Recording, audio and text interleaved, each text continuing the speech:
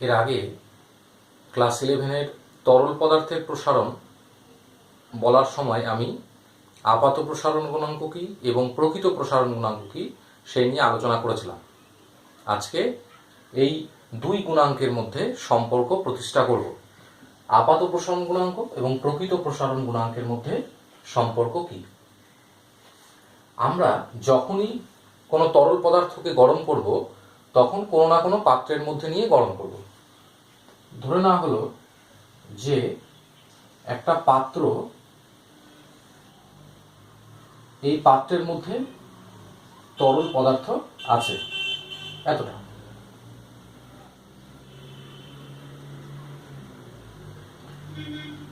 এই সময় তাপমাত্রা T1 ডিগ্রি সি। এবারে এই T1 ডিগ্রি সি তাপমাত্রায়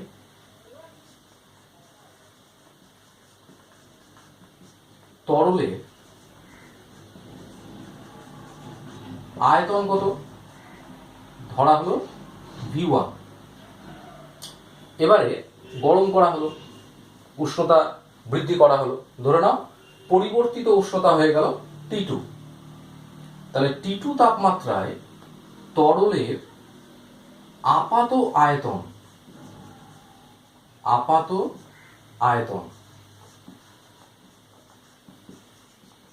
কত হবে? ধরা হলো এটা V2 ড্যাশ। কেন আপাত বলা হচ্ছে? তার কারণ আমরা যদি পাত্রের প্রসারণকে উপেক্ষা করি তাহলে উষ্ণতা বাড়লে আমরা ধরবো যে শুধুমাত্র তরল পদার্থই বেড়েছে। তরল পদার্থ বেড়ে যাওয়ার পর ওর আয়তন হয়েছে V2 ড্যাশ।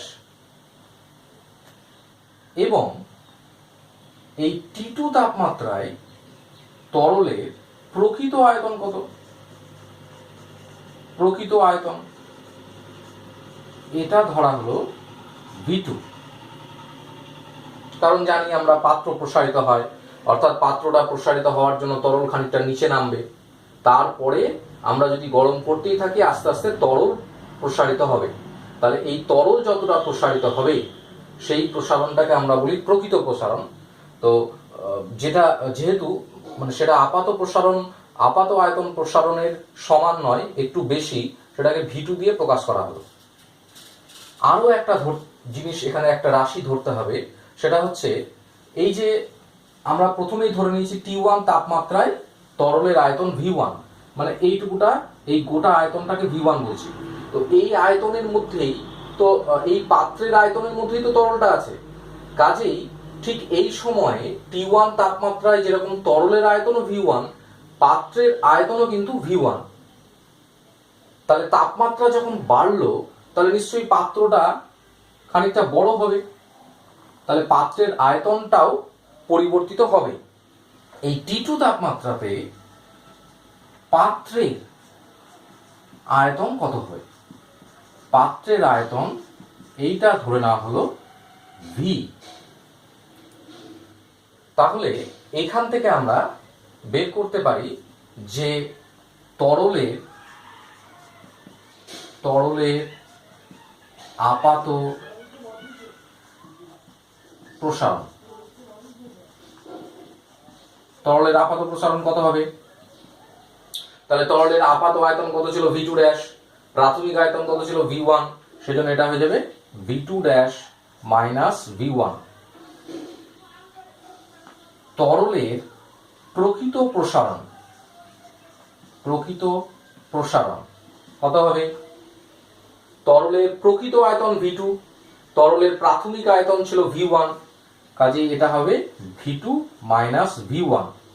এবং পাত্রের আয়তন কত হবে? পাত্রের T2 তাপমাত্রা করার পর পাত্রটা যে বড় হলো সেই আয়তনটাকে আমরা ধরেছি V, আর প্রাথমিক আয়তনটা তরল এবং পাত্র দুজনেরই ছিল V1, কাজেই পাত্র প্রসারিত হলো কত? বড় বিয়োগ এই প্রথমে যেটা ছিল, অর্থাৎ V মাইনাস V1। এর আগে তোমাদের এমনটা বলা হয়েছে যে প্রকৃত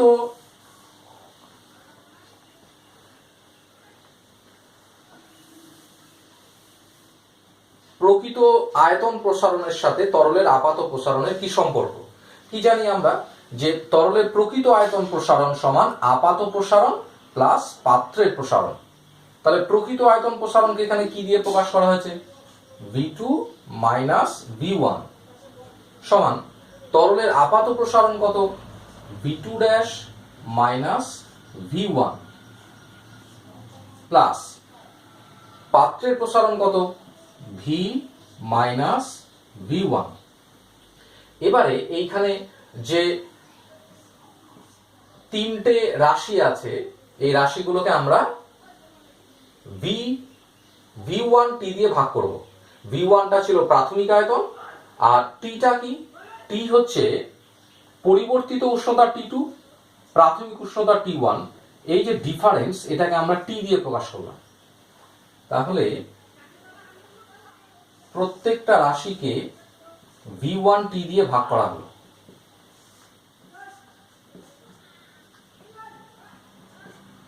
একটা লাইন আমি কম করলাম, পরের লাইনে এমনটা লিখতে হতো। তাহলে এখানে কি লেখা আছে? এখানে লেখা আছে তরলের প্রকৃত প্রসারণ বাই প্রাথমিক আয়তন কোন উষ্ণতা বৃদ্ধি। তাহলে এটাকে তো আমরা বলি তরলের প্রকৃত আয়তন প্রসারণ গুণাঙ্ক অর্থাৎ গামা। এবং এটা কি? তরলের আপাত প্রসারণ ডিভাইডেড বাই তরলের প্রাথমিক আয়তন গুণন উষ্ণতা বৃদ্ধি, অর্থাৎ এটাকে আমরা বলি আপাত প্রসারণ গুণাঙ্ক গামা ড্যাশ। এবং V মাইনাস V1 অর্থাৎ পাত্রের প্রসারণ বাই প্রাথমিক আয়তন গুণন উষ্ণতা বৃদ্ধি, এটাকে আমরা বলি পাত্রের প্রসারণ গুণাঙ্ক। এটাকে gamma G, G for glass, যদি কাঁচ পাত্রে আমরা নিয়ে এই পরীক্ষাটা করি। অর্থাৎ ঠিক যেমনটা আমরা পড়েছিলাম যে তরলের প্রকৃত প্রসারণ ইজ ইকুয়াল টু আপাত প্রসারণ প্লাস পাত্রের প্রসারণ, ঠিক একই রকম ভাবে আমরা এই সম্পর্কটা পেলাম প্রকৃত প্রসারণ গুণাঙ্ক সমান তরলের আপাত প্রসারণ গুণাঙ্ক প্লাস পাত্রের প্রসারণ গুণাঙ্ক।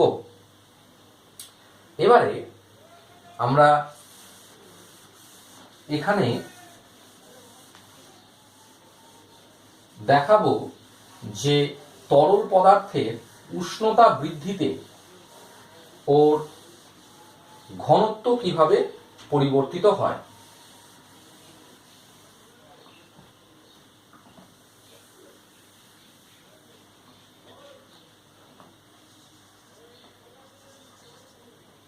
উষ্ণতা সাথে ঘনত্বের পরিবর্তন। কঠিন পদার্থের ক্ষেত্রে তোমরা যেমনটা পড়েছো উষ্ণতা বাড়লে তরল পদার্থের ঘনত্ব হ্রাস পায়, সেখানে ঠিক যেভাবে তোমরা পড়েছো এইখানেও একই রকম ভাবে কঠিন পদার্থের ক্ষেত্রে ঘনত্বের সম্পর্ক পড়ার সময় যে চিহ্নগুলো ব্যবহার করেছিলে এখানেও আমরা সেই চিহ্নগুলোই ব্যবহার করব, শুধুমাত্র পাল্টে দিব ওটা কঠিন ছিল আর সেই কঠিনের জায়গায় এখানে শুধুমাত্র তরল ব্যবহার করব। এবং কঠিনের বলা হয়েছিল আয়তন প্রসারণ গুণাঙ্ক, কিন্তু তরলের তো আয়তন প্রসারণ গুণাঙ্ক দু রকম, আপাত আর প্রকৃত। এখানে তার জায়গায় আমরা প্রকৃত আয়তন প্রসারণ গুণাঙ্ক এই শব্দটা উল্লেখ করব। একটা তরল পদার্থ, সেই তরল পদার্থ শুরুতে ওর ভর হচ্ছে m, উষ্ণতা T1, তখন ওর ঘনত্ব D1। তাহলে D1 ইজ ইকুয়াল টু কি লিখতে পারি? m বাই V1, মানে সেই T1 ডিগ্রি সি তাপমাত্রায় আয়তনটা হচ্ছে V1। একদম কঠিনের মতোই উষ্ণতা যখন T2 করা হলো তখন ওর ঘনত্ব হয়ে গেল D2। তাহলে D2 is equal to m by V2। m পাল্টাবে না, কারণ উষ্ণতা বৃদ্ধি করলে তরল পদার্থের আয়তন ঘনত্ব এগুলো পাল্টাতে পারে, কিন্তু ভর কখনোই পাল্টাবে না। ভর সবসময় স্থির রেখে আমাদের এই কাজগুলো করতে হবে। তাহলে যদি ভাগ করি D2 ভাগ D1, D2 ভাগ D1 কি পাবো? তাহলে D2 মানে m by V2 R D1 মানে হচ্ছে m বাই V1। তাহলে এটা হয়ে যাবে V1 বাই V2। আবার এটা আমরা জানি তরলের প্রকৃত আয়তন প্রসারণ গুণাঙ্কের সংজ্ঞা থেকে যে V2 is equal to V1 1 plus gamma T. এখানে টিটা কি?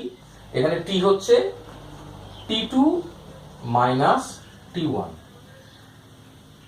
V1 কাটলো, তাহলে পরের লাইনে এটা দাঁড়াবে D2 ইজ ইকুয়াল টু D1টা গুণ হয়ে যাবে, ওপরে উঠে যাবে, আর 1 প্লাস গামা টি ইনভার্স হয়ে যাবে।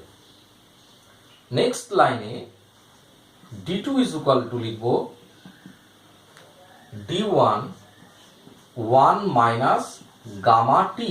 এখানে টু দি পাওয়ার -1 আছে, তাহলে এর যে নেক্সট যে তৃতীয় যে পদগুলো গামা স্কোয়ার টি স্কোয়ার বা গামা কিউব টি কিউব, এই পদগুলো আর আমরা লিখবো না। কেন লিখবো না? তার কারণ হচ্ছে গামা খুব ক্ষুদ্র। এই কথাটা লিখতেই হবে। গামা খুব ক্ষুদ্র হওয়ায় অন্যান্য পদগুলি উপেক্ষণীয়। তাহলে আমরা পাবো D2 ইজ ইকুয়াল টু, পরের লাইনে লিখে দেবো ইজ ইকুয়াল টু চিহ্ন দিয়ে দেবো, D2 is equal to D1 1 minus gamma T. অর্থাৎ উষ্ণতা যদি বেড়ে যায় এই রাশিটা বেড়ে যাবে, তার মানে D2টা কমে যাবে। অর্থাৎ তাপমাত্রা বাড়লে আয়তন বাড়ে কিন্তু ঘনত্ব কমে যায়। আজকের লাস্ট আলোচনা এবং তরল পদার্থের প্রসারণেরও শেষ আলোচনা, জলের ব্যতিক্রান্ত প্রসারণ।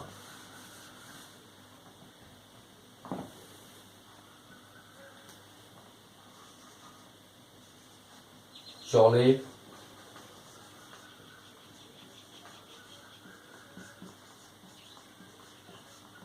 ব্যতিক্রান্ত প্রসারণ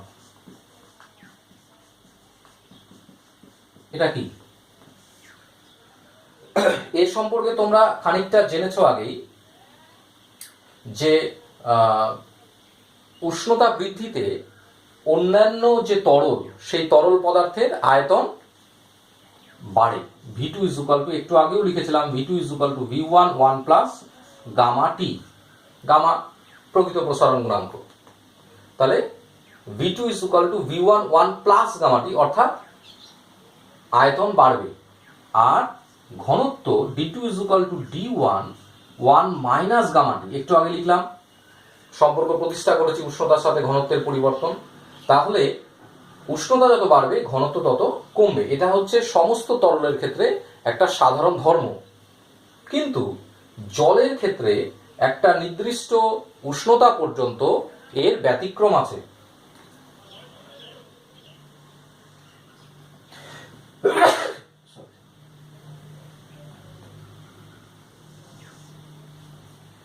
উষ্ণতা এক্স অক্ষ বরাবর উষ্ণতা, এটাকে ডিগ্রি সি এককে নেওয়া হয়েছে। যখনই এক্স অক্ষ ওয়াই অক্ষ লিখবো, এক্স গ্রাফ করব, এক্স এবং ওয়াই অক্ষে যা যা আছে সেগুলো আমাদের অবশ্যই লিখতে হবে। এটা হচ্ছে আয়তন, এখানে মাপগুলো না দিলেও চলবে। এবং উষ্ণতা একই ডিগ্রি সি এককে। আর এখানে দিব আমরা, এখানে দেখাবো ঘনত্ব গ্রাম পার সেন্টিমিটার কিউব এককে। এটা তাহলে আমরা সেন্টিমিটার কিউব লিখে দিতে পারি, আর এটা হচ্ছে গ্রাম পার সেন্টিমিটার কিউব এককে। তাহলে অন্যান্য তরলের ক্ষেত্রে কিন্তু বেড়ে যেত উষ্ণতা বৃদ্ধিতে, কিন্তু এখানে 2 3 4 5 6 7 8 ঠিক একই রকম ভাবে এখানে 4। এটা এবার এর ক্ষেত্রে কি হয়? এর ক্ষেত্রে জলের ক্ষেত্রে উষ্ণতার সাথে সাথে আয়তনটা কমে 4 ডিগ্রি সি উষ্ণতা পর্যন্ত। এরপরে উষ্ণতা বৃদ্ধির ফলে আবার আয়তন বাড়তে থাকে। অর্থাৎ 4 ডিগ্রি সি উষ্ণতার পরে সাধারণ যে নিয়ম সেই নিয়মটা মানে। ঘনত্বের ক্ষেত্রে উষ্ণতা বৃদ্ধির সাথে সাথে সবার ঘনত্ব কমে, কিন্তু জলের দেখা যায় যে 4°C উষ্ণতা পর্যন্ত বাড়ে, তারপরে আবার আস্তে আস্তে ঘনত্ব কমে। এই ঘনত্বটাকে আমরা 1 লিখে রাখবো, 1 গ্রাম পার সেন্টিমিটার কিউব। 4°C উষ্ণতায় জলের ঘনত্ব 1 মনে রাখবো। তাহলে এই যে ব্যতিক্রম সবার মতো হলো না 4°C উষ্ণতার আগে পর্যন্ত, এই ব্যতিক্রমী ধর্মের জন্যই জলের এই ধরনের প্রসারণকে বলা হয় জলের ব্যতিক্রান্ত প্রসারণ। সবার ক্ষেত্রে কি হতো, এখান থেকে শুরু হতো, ঘনত্ব কন্টিনিউয়াসলি উপরে একটা মান থাকতো, তারপরে আস্তে আস্তে কমতো। কিন্তু জলের ক্ষেত্রে এমনটা হলো না, যেহেতু সাধারণের সাথে মিললো না, সেই জন্য এই ধরনের প্রসারণকে আমরা বলবো জলের ব্যতিক্রান্ত প্রসারণ।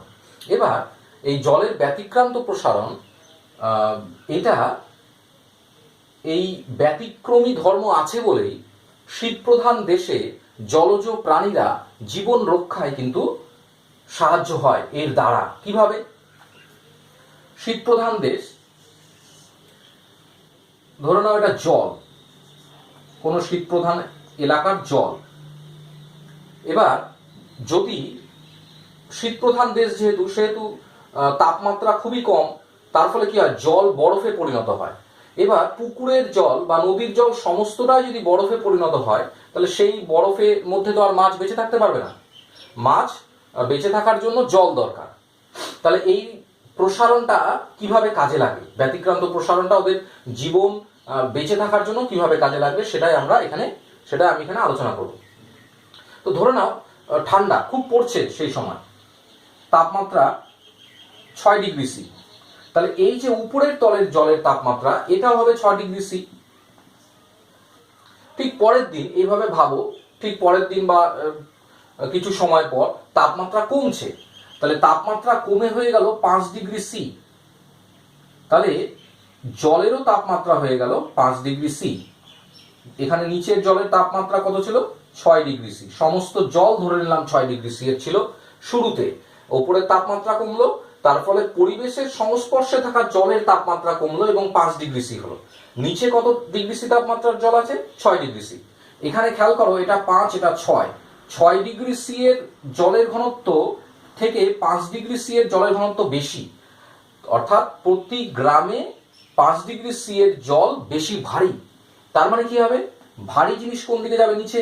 অর্থাৎ 5°C এর জল চলে আসবে নিচে, আর 6°C এর জল চলে যাবে ওপরে। অর্থাৎ ওপরে হয়ে যাবে 6°C এর জল, নিচে হয়ে যাবে কিন্তু 5°C এর জল।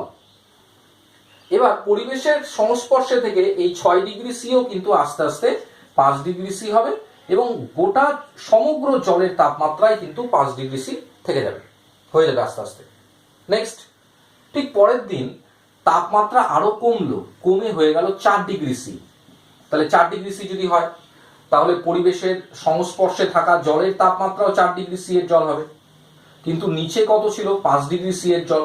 এবার খেয়াল করো, এই যে 4°C এর জল, এই 4°C এর জলের ঘনত্ব তো সব থেকে বেশি, 5-এর থেকে বেশি, তাহলে 4°C এর জল বেশি ভারী বলে 4°C এর জল কিন্তু নিচে চলে আসবে, আর 5°C এর জল কিন্তু ওপরে চলে যাবে। অর্থাৎ এটা হয়ে যাবে 5 আর এটা হয়ে যাবে 4।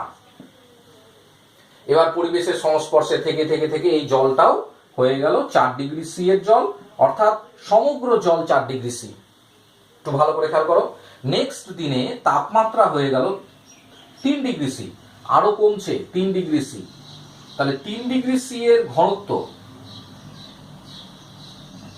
4°C এর থেকে কম, তাহলে 3°C যেই হলো পরিবেশের তাপমাত্রা, তখন পরিবেশের সংস্পর্শে থাকা জলের তাপমাত্রা হয়ে গেল 3°C। এবারে খেয়াল করো, আমি যে কথাটা বলছিলাম যে কমছে, জল ভারী হচ্ছে, নিচে নেমে যাচ্ছে, এখন কিন্তু 3°C এর জল 4°C এর জলের থেকে হালকা। তাহলে 3°C এর জল কি আর নিচে নামবে? আর কিন্তু নিচে নামবে না, আর এই 4°C এর জলও আর উপরে উঠবে না। তার ফলে কিন্তু জলের মধ্যে যে পরিচলন স্রোত তৈরি হচ্ছিল, সেই স্রোত কিন্তু আর তৈরি হবে না, যেহেতু এর ঘনত্বটা বেশি। তাহলে কি হলো, পরের দিন তাপমাত্রা 2°C নেমে গেল, জলেরও তাপমাত্রা 2°C হয়ে গেল, কারণ এই 2 ডিগ্রি সি এর জল যেহেতু ঘনত্ব আরও কম, সেহেতু এ তো আরও নিচে নামবে না। আস্তে আস্তে পরিবেশের তাপমাত্রা কমতে কমতে মাইনাস হয়ে গেল, জলের পরিবেশের সংস্পর্শে থাকা জলও মাইনাস হয়ে গেল, বরফ হয়ে গেল। এবং এই খেয়াল করে দেখো, নিচের এই 4 ডিগ্রি সি এর জল কিন্তু থেকেই গেল।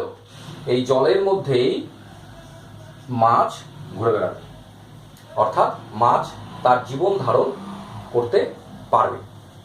এইভাবেই জলের ব্যতিক্রান্ত প্রসারণ জলজ প্রাণীর জীবন রক্ষায় সাহায্য করে থাকে। তাহলে আজকের মতো এই পর্যন্তই। এরপরে আমি নেক্সট যে চ্যাপ্টার আছে সেই চ্যাপ্টার শুরু করব।